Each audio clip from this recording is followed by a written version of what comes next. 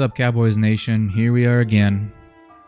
Another rough end to the season. Not even close. I don't think anybody saw this coming. Even the most diehard Cowboys detractors couldn't have seen this coming. I don't know what to say, really. It's getting exhausting. You know, I'm not old enough to even have enjoyed the last time the Cowboys have won a Super Bowl. I don't even know what it's like to get to an NFC Championship game. And right now I'm feeling down. Next year, come training camp, shoot, even the draft, I'll be ready to go. I'll be way up here again. You know, when inevitably they get into the playoffs, they look good and hoping for the best and say this year's different. Odds are it probably isn't different.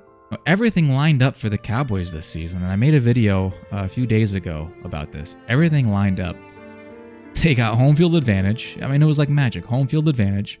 They have 9 All-Pros. They lead the league in All-Pros. Dak has played the best he's ever played in his life. He was an MVP candidate this year. You had a contender for Offensive Player of the Year in CeeDee Lamb. You had contenders for Defensive Player of the Year in Bland and Micah. And I really went into this game with the mentality in the postseason of the mentality of if not now, then when. And I think that's why I feel so bad, because it really was magical how the stars just aligned. And you look at the NFC playoff picture. I mean, once you got past Green Bay, I mean, it's the Lions, who you've already beat. And really, that was a CD fumble out of the end zone away from being a blowout against Detroit the first time around. Or even better, if the Rams do their job and beat Detroit, you'd have played the Bucks or the Eagles. And all of them they're at home, where Dallas hasn't lost a game in like a season and a half until tonight. It's just everything was so perfectly aligned. And here we go. It all comes crashing down again. So I'm sick to my stomach right now. I know you guys are too. You know, I listened to Cowboys Storyline hosted by Nick Eatman, and he talks about how the season is a roller coaster here. The Cowboys are the greatest roller coaster in the country, and it's true. And it's just like at the end of every season, it's like they forgot to build the rest of the roller coaster, and the cart just goes flying off the tracks and you explode. Like it's a old-fashioned roller coaster tycoon game, you know, where the thing flies off the rails. I mean, that's what this Cowboys team does every year at some point, whether it's Wildcard or the divisional round. I thought for sure that this was going to be the toughest game they played up until that NFC Championship game. If they could have just gotten past this game, they would have been in great shape. But I mean, you've got Dak throwing interceptions, which is bad enough, okay? But then you have the defense. I mean, they give up touchdowns basically in every possession except for one until the game didn't matter anymore. Even when Dak and the offense is fighting its way back, clawing its way back in the game, the defense can't stop anybody. And that right seam, between the right seam and the right sideline, I don't know what was going on. I think the Cowboys just forgot that part of the field existed. I mean, he was completing passes. Jordan Love was completing passes there all night for 20, 30, 35-yard gains. Just the receiver unaccosted. Guys are 10 yards away, sometimes 20 yards away. I've never seen anything like it where there were so many blown coverages, and I really think Dan Quinn outsmarted himself tonight, where he's trying to play all this zone coverage and mix it up. The Cowboys haven't played zone all season, and they've been a pretty good defense. Stick with what makes you good. I mean, you tried it, okay? You tried it on the first series. It didn't work. Go back to man coverage.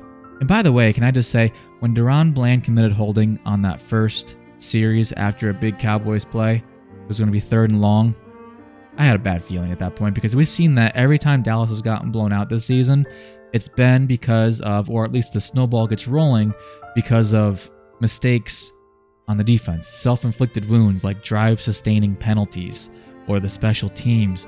You had another special teams blunder on Sam Williams tonight as the gunner. I mean, just, it's the same story. You know, when Dallas is getting blown out, it's because, at least early on in the game, they're killing themselves, okay? And it was no different tonight. So now where do we go as a team? Mike McCarthy, 12-5, 3 seasons in a row. Beat by San Fran 2 seasons in a row. Beat by Green Bay in the wild card round this year. What do you do at this point? Dan Quinn, I mean, the defense was atrocious, and it's not the first time they looked bad this season. They were a good unit this year. Not the first time that they looked bad. I mean, the team just was unprepared all the way around. Mike McCarthy's play calling, by the way, in the first part of the game was just atrocious as well. Every second down, they're running the ball, regardless of down and distance. You know, if it's 2nd and 10, 2nd and 8, just run the ball, pick up a yard. Okay, well, Third and medium, third and long. Didn't get it. Let's punt it. Maybe it's turnover now. Just completely predictable and not what anybody wanted to see. It's like they went into the shell that they were in weeks 1 through 5, where they were so afraid to throw the ball. I don't know if something happened before the game that was a tell for Mike McCarthy to not trust Dak. Dak and CD were pissed off at each other from the get-go. The very first drive, they were in each other's faces for some reason. You know, CD sitting on the bench, has McCarthy talking to him.